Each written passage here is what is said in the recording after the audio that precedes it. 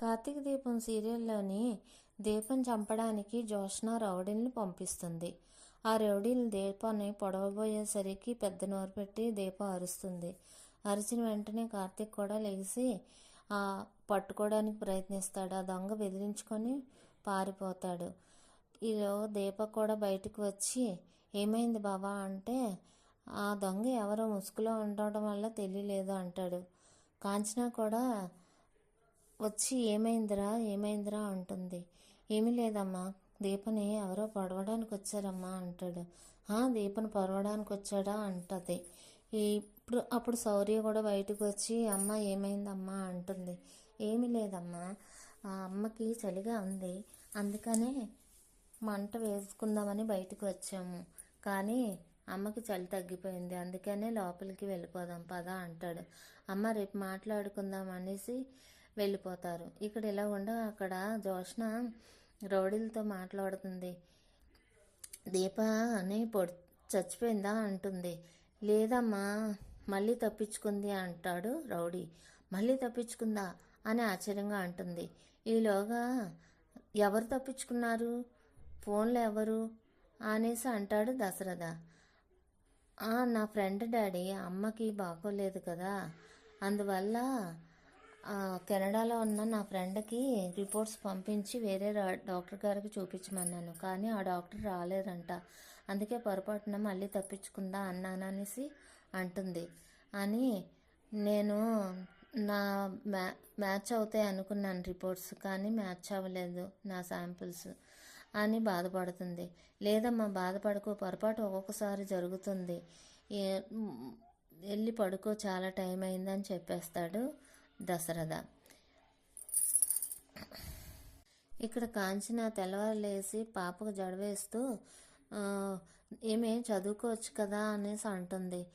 అమ్మ బస్సు వచ్చేస్తున్నానమ్మా అంటుంది. బస్సు రావడానికి ఇంకా గంట టైం ఉంది కదే, అందుకని చదువుకోవచ్చు కదా అంటుంది. ఫోన్ రింగ్ అవుతుందనమ్మా అంటుంది. నా చెవులకు కూడా వినబడుతుంది అని చెప్పి ఫోన్ ఎత్తుతుంది.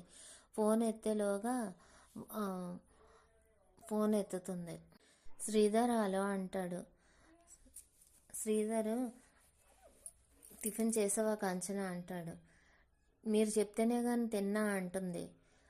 కడుపు నిండొచ్చు కానీ మనసుకు బాగోపోతే ప్రేమించే మనసు ఉండాలి అంటాడు. రాత్రి నాకు నిద్ర పట్టలేదు అంటాడు శ్రీధర్. మాకు ఇక్కడ అంతేనండి అంటుంది కాంచన. అయితే గుడికి వెళ్దాం అంటాడు. కొంచెంలో తప్పింది కానీ రాత్రే దేవుడి దగ్గరికి వెళ్ళిపోదాం అందరం అనేసి అంటుంది. ఏమైంది కాంచన అంటుంది. అంటే దీపని రాత్రి పొడవడానికి ఎవరో వచ్చారండి అంటుంది. అయితే అందుకని నేను చెప్పాను, అంత చివరిగా ఉన్న ఇంట్లోని మంచివాళ్ళైనా సరే ఈ రోజుల్లోని దొంగలుగా మారుతున్నారు అనేసి అంటాడు. ఇక్కడికి రమ్మన్నాడని వెంటనే ఫోన్ కట్ చేసేస్తుంది కాంచన. మంచి చెప్తే వినరు, వాళ్ళు మంచి అయితే వింటారు, మేము చెప్పేటప్పుడు కట్ చేసేస్తారు అంటాడు శ్రీధర్. డాడీ స్కూల్కి వెళ్దాం అంటుంది శౌర్య. బస్సు ఇంకా రాలేదు కదా అంటుంది కాంచన. బస్సు రాదని ఫోన్ చేశాడమ్మా, నేనే దేబడతాను అంటాడు కార్తీక్. దీప నువ్వు ఎక్కడికి వెళ్ళకు, నువ్వు ఎక్కడే ఉండు, వాళ్ళు చంపాలనుకున్నాడు అంటే వాడికి ఎంత ధైర్యమో, ఎందుకంటే కడుపుతో ఉన్నా నిన్ను చంపాలనుకున్నా అంటే నువ్వు అడ్డైనా అవ్వండాలి, లేకపోతే నీ మీద పగైనా ఉండాలి అని అంటది కాంచన. అమ్మ నేను దీప కడుపులో ఉన్న పాపకి నేను కాపాడుకుంటానమ్మా, నేను విడిచిపెట్టను వాళ్ళని అనేసి చెప్పి వెళ్ళిపోతారు తాతయ్య గారింటికి. అక్కడ తాతయ్య గారి ఇంట్లోని శ్రీధర్ మామయ్య గారు దీపని ఎవరో పొడవడానికి వచ్చారంట అంటే, ఏంటి శ్రీధర్ నాకు చెప్తావేంటి, పోలీసులకి రిపోర్ట్ ఇవ్వాలి కానీ వెంటనే పోలీసులకి రిపోర్ట్ ఇయ్యి ఎవరు చంపడానికి వచ్చారో అనేసి అంటాడు. అంటే వద్దు తాత అంటాడు కార్తీక్. అంత ధైర్యం ఉంటే పొడవడానికి వస్తాడు, కంపల్సరిగా ఇవ్వాల్సిందే అంటాడు శ్రీధర్. నీడని చూసి 100 కథలు అల్లొచ్చు, ఆ కథల్లో 100 కథలు అల్లొచ్చా అంటుంది పారిజాతం. వచ్చిన వాళ్ళు దొంగలే ఎందుకు అవుతారు అంటది పారిజాతం. ఎందుకు అవ్వకూడదు అత్తయ్య గారు, అక్కడ దొంగలైతే డబ్బు బంగారానికి వస్తారు, కాకపోతే అక్కడ ఉన్నవి అన్ని పాత సామాన్లు పాత మత్స్యాలు మాత్రమే ఉన్నాయి అంటాడు శ్రీధర్. 100 కథల్లోని ఒకటైనా నిజం అవ్వచ్చు కదా అత్తయ్య గారు అంటాడు. అవును, దొంగలైతే బెడ్రూమ్లోకి వెళ్తారేంటి, బెడ్రూమ్లో మనుషులు ఉన్నారంటే అక్కడికి వెళ్లకుండానే పారిపోతారు, అలాంటిది వెళ్ళారంటే ఖచ్చితంగా దీపం చంపడానికే వెళ్ళాడు, వాడిని విడిచిపెట్టొద్దు అని అంటాడు. అంటే ఎవరు అంటే ఆ బైరాగ్ని మాత్రం విడిచిపెట్టొద్దు అంటాడు తాత. దశరథ వెంటనే పోలీసుని ఇక్కడ ఫోన్ చేసి ఇక్కడికి రమ్మని అంటాడు. వద్దు తాత, దొంగలు దొరికేశారు అంటాడు కార్తీక్. ఎవరు అంటది పారిజాతం. జోష్న అంటాడు కార్తీక్. జోష్న అంటది. జోష్న అని పిలిచాను అంటాడు కార్తీక్. పెద్ద మేడం గారికి అయితే అన్నీ తెలుస్తాయి కదా సలహాలు, అందుకనే పెద్ద మేడంని అడుగుదామని జోష్న అని పిలిచాను అంటాడు. తాత ఇది చెప్పు, ఒక దొంగకి దొంగ కోసం రహస్యాలు తెలుస్తాయి వేరొకరికి, కానీ ఆ రహస్యాలు తెలిసిన మనిషిని ఆ దొంగ ఏం చేయాలనుకుంటాడు అంటాడు.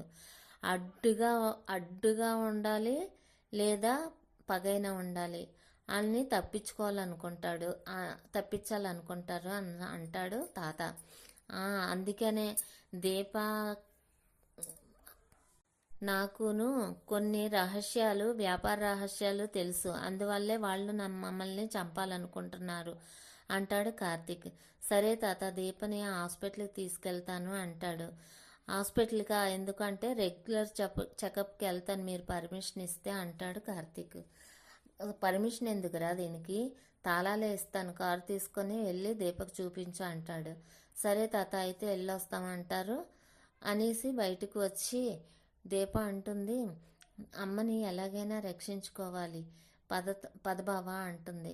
ఎందుకు ఇప్పుడంటే, లేదు అవకాశం కోసం ఎదురు చూడకూడదు, మనమే అవకాశం దక్కించుకోవాలి బావా, పద బావా హాస్పిటల్కి వెళ్దామని హాస్పిటల్కి వెళ్తారు. హాస్పిటల్కి వెళ్ళగానే హారిక చూసి, జోష్నకి బదులుగా మీరు సారీ చెప్పడానికి వచ్చారా అంటాడు. కాదు, మేము మా అత్త ట్రీట్మెంట్ కోసం వచ్చాము అంటాడు.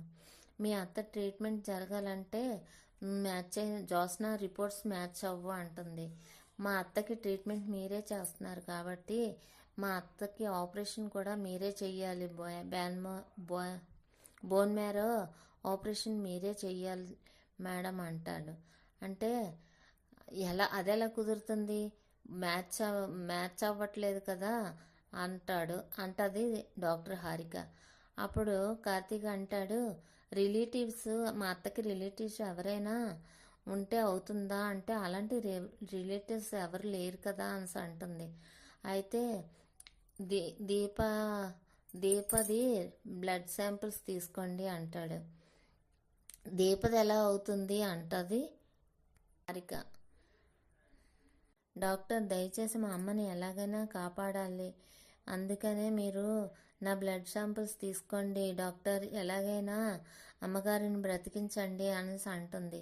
దీప, నీ బాధ నాకు అర్థమవుతుంది దీప, జోష్న కంటే మీకే ప్రేమ ఎక్కువ ఉంది, జోష్న బ్లడ్ తీయడానికే భయపడిపోయింది, అలాంటిది నీ ప్రాణం ఇచ్చైనా సుమిత్ర గారిని కాపాడుతావని అనుకుంటున్నావు, కాబట్టి అందుకైనా బ్లడ్ శాంపిల్స్ తీస్తాను, అది మ్యాచ్ అవుతాయని నేను అనుకోవట్లేదు అంటుంది హారిక. బ్లడ్ రిపోర్టు వచ్చిన తర్వాత మీరు దీప అత్త కూతురే అని మీరే ఒప్పుకుంటారు అని కార్తీక్ తన మనసులో అనుకుంటాడు. దీప కూడా సంతోషిస్తుంది. ఇక్కడితో ఈ ఎపిసోడ్ ముగుస్తుంది.